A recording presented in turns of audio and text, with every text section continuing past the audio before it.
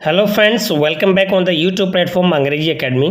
Friends, हमने जो हमारा फर्स्ट सेशन हुआ था नाइट ऑफ द स्कॉर्पियन की एक्सप्लेनेशन देख ली थी टोटली। आज हम डिस्कस करेंगे एमसीक्यूज, इंपॉर्टेंट क्वेश्चंस जो आपके एग्जाम्स में पूछे जाने हैं। कुछ क्वेश्चंस जो पूछे गए हैं उनके बारे में डिस्कस करेंगे। तो चलिए स्टार्ट करते हैं। आपका पहला क्वेश्चन है, night of the scorpion appears in a time to change 60 poem unfinished man the exact name. Night of the scorpion है वो किस चीज़ में अपीयर हुई थी? तो द एग्जैक्ट नेम जो कलेक्शन है उसके अंदर से ये वाला जो है नाइट ऑफ द स्कॉर्पियन है उसको एक्सट्रैक्ट किया गया है जो 1965 में आया था। ओके, तो ये वाला बहुत इंपॉर्टेंट क्वेश्चन है कि night of the scorpion appears in the exact name 1965।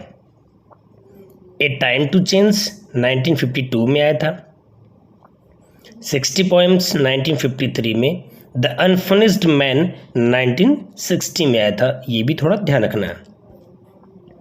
Next question है, night of the scorpion is philosophical poem, narrative poem, sentimental poem और none of the above।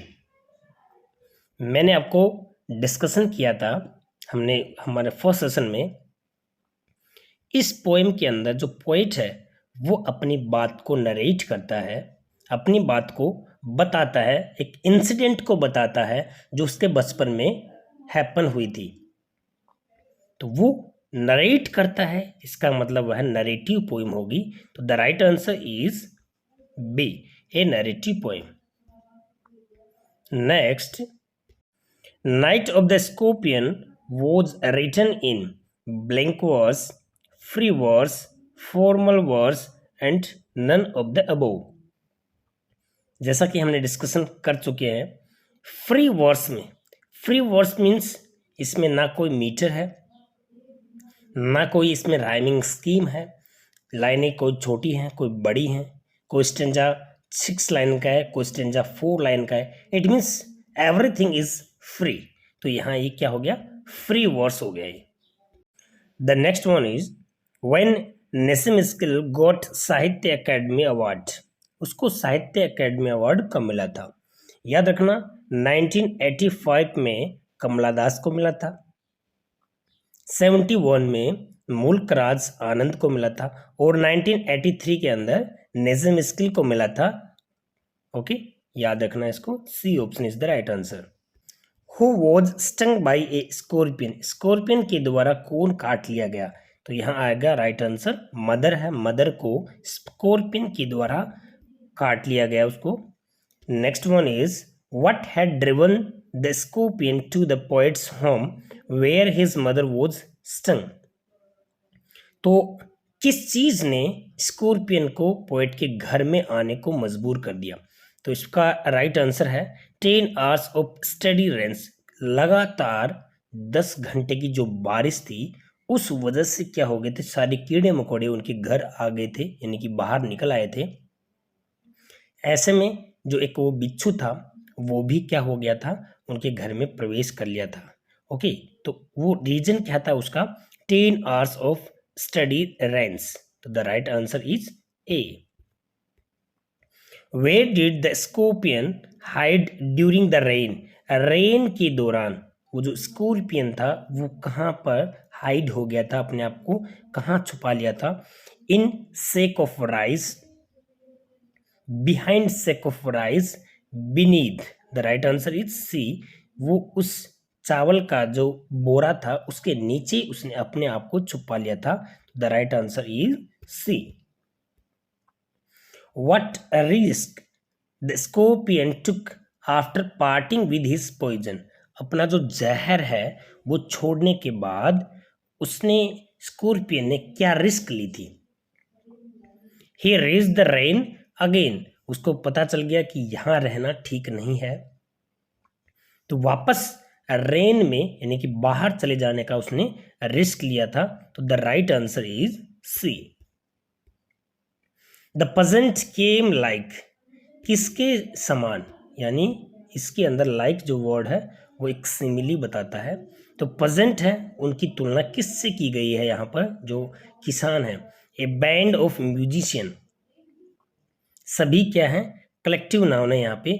Musician का जो ग्रुप होता है उसको बैंड बोलते हैं, डांसर के ग्रुप को ग्रुप बोलते हैं, आर्ट्स के ग्रुप को आर्मी बोलते हैं, फ्लाइज मधुमक्खियां हैं, उनके ग्रुप को स्वार्म बोलते हैं। तो the peasant came like swarm of flies, मधुमक्खियों के झुंड के समान वहां पे किसान है वो आए। The next one is how many times the पजेंट buzzed the name of God, भगवान का नाम कितनी बार वहां पर लोगों ने लिया। तो देखिए यहाँ इस क्वेश्चन का आंसर क्या आ जाएगा, 100 टाइम लोग बोल रहे थे भगवान के नाम पे ये हो जाए, भगवान के नाम पे आराम आ जाए, वो मिल जाए। ऐसे बार बार जब वो रिसाइट कर रहे थे, चांटिंग कर रहे थे भगवान का नाम, तो उन्होंने टोटली कितनी बार लिया था, 100 टाइम्स लिया था। तो the right answer is B. The peasant came like swarm of flies, what is the figure of speech. तो मैंने आपको बताया था लाइक आता है तो क्या इसमें क्या हो जाएगा, सिमिली हो जाएगा। दोनों क्या होनी चाहिए, ऑपोजिट इसके अंदर, सेम वो नहीं होनी चाहिए। पजेंट ह्यूमन बींग है तो ह्यूमन बींग की तुलना है, कंपैरिजन है, वो ह्यूमन बींग से नहीं होना चाहिए, अदरवाइज ये क्या नहीं कहलाएगा, सिमिली नहीं कहलाएगा। यानी कि तो डिफरेंट नाउन होनी चाहिए इसके अंदर। ओके, तो मधुमक्खियों का झुंड है उससे उनकी तुलना की है किसानों की, तो that is simile. The next one is they clicked their tongue means, इसका मतलब क्या हुआ, they clicked their tongues means the peasants failure to find the scorpion। Okay, तो यही इसका राइट आंसर हो जाएगा, बिकॉज स्कॉर्पियन को ढूंढ पाने में वो जो किसान थे जो आए थे वहाँ पे वो फेल हो गए थे, यानी कि उनको ढूंढ नहीं पाए, वो किसको, स्कॉर्पियन को नहीं ढूंढ पाए। तो the right answer is A. The mother was stung on, यानी जो माता जी थी उनके कहाँ पे स्कॉर्पियन ने उनको काट लिया, तो टो, पैर के अंगूठे पे उनको काट लिया था। स्पीकर्स फादर, जो स्पीकर है यानी पोइट हैं, उनके पिताजी कैसे हैं, ये सिंपल मैन है या फिर सुपरस्टिशियस मैन है, सेप्टिक रैशनलिस्ट है, सी इसका राइट आंसर हो जाएगा, क्योंकि वो अंधविश्वास में बिल्कुल भी विश्वास करने वाले व्यक्ति नहीं हैं। तो the right answer is C. Next question is mother suffer for, कितने समय से मदर है वो सफरिंग कर रही थी, तो 20 आवर्स, 20 घंटे से माँ है वो सफरिंग कर रही थी। The poets father represents the progressive Indian, fact oriented Indian, scientifically tempered Indian, यानी तीनों के तीनों उसके फादर में क्या थे, गुण थे, तो वो इस चीज़ को रिप्रेजेंट करता है कि वो प्रोग्रेसिव इंडियन है, फैक्ट ओरिएंटेड इंडियन है और साइंटिफिकली टेम्पर्ड इंडियन है। तो ऑल ऑफ अबो आ जाएगा इसका right answer. Next one is the peasants buzz the name of God 100 times, identify the figure of speech. तो जब भी कोई चीज़ की आवाज़ निकलती है, साउंड से जब आवाज़ निकलती है, जिस तरह से ऐसे साउंड आया ना, बजिंग का साउंड आया है, तो उसी साउंड को हम बोलेंगे ओनोमेटोफिया। ओनोमेटोफिया क्या होता है, कोई भी साउंड है उसका निकलना वो क्या कहलाता है, ओनोमेटोफिया कहलाता है। जिस तरह से पजेंट, किसान, बुज, यानी वो इस तरह से भगवान का नाम ले रहे थे, जिस तरह से मधुमक्खियां भिन बनाती हैं, उनकी आवाज निकलती है ना, उसी तरह से। The poison of the scorpion will purify her flesh of. तो देखिए उस स्टेंजा में ये दिया था कि जो पॉइजन है स्कॉर्पियन का वो प्यूरिफाई कर देगा इस महिला में, यानी कि वो जो मदर थी उसके अंदर जो भी बुरी इच्छाएं, इल विल, या फिर उसके अंदर जो डिजायर थी, जो भी उसमें लस्ट था, जो भी उसमें अम्बिशन था, वो सारा का सारा वो पॉइजन है उस वजह से, यानी कि उसके जो कर्म है, वो कर्म है, उनके जो कर्म है वो क्या हो जाएंगे, सही हो जाएंगे और वो एक गुड ह्यूमन बीइंग बन जाएगी, ऐसा उसमें था। तो यहाँ पे राइट आंसर क्या आ जाएगा, सी आ जाएगा। The peasant call this world as the, जो किसान है इस संसार को वो क्या बोलते हैं, अनरियल वर्ल्ड बोलते हैं, यानी कि ये अनरियल वर्ल्ड है।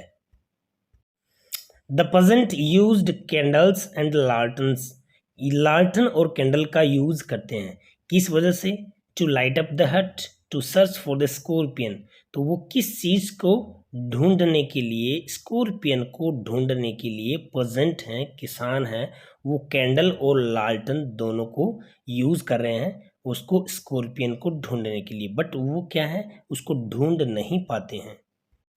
The word diabolic tell means, इसमें डायबोलिक टेल है वो उस स्कॉर्पियन की बताई गई है, तो यहाँ मतलब इसका क्या हो गया, पिशाचिक, जिसको हम बोलेंगे दैत्य प्रकार की उसकी पूंछ बोलेंगे, क्योंकि पूंछ से ही उसने डंक लगाया था, तो डेविलिश हो जाएगा। डेविलिश का मतलब एक डेविल जैसी पूंछ थी उसकी, तो यहाँ पे डायबोलिक टेल बताया है, दैत्य यानी कि पिशाच जैसी पूंछ थी किसकी, स्कॉर्पियन की।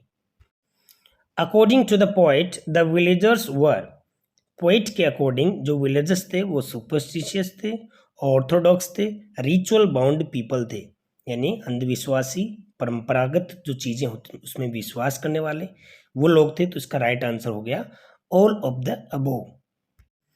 Thank God the scorpion picked on me and spared my, तो ये बात है, ये माँ बोलती है और माँ कहती है कि भगवान का शुक्र है कि उसने मुझे ही खाया है, मेरे बच्चों को नहीं खाया है, तो उसमें वो बोलती है चिल्ड्रेन, तो the right answer is D.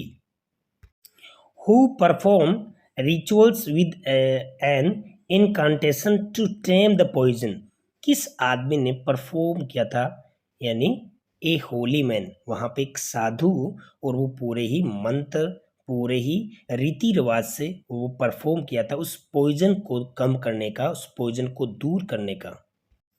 इस तरह से दोस्तों ये एमसीक्यूज हैं बहुत इंपॉर्टेंट, और इस क्वेश्चंस के अंदर, इस पोएम के अंदर ऐसे एमसीक्यूज बनते हैं, यानी कि मल्टीपल चॉइस क्वेश्चंस बनते हैं, जो आपकी एग्जाम के लिए डेफिनेटली बहुत ही हेल्पफुल होंगे। आपको लाइक शेयर जरूर करना है। Thanks for watching it.